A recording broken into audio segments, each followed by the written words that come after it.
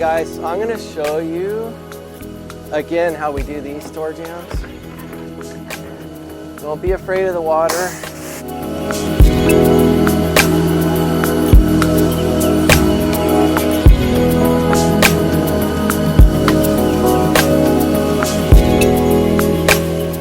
Yeah, we use all-purpose.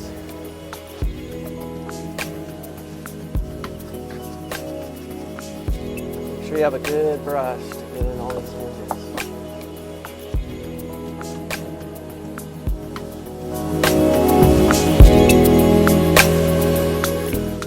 Okay guys, you can blow these off too and then dry them. Mop it all up.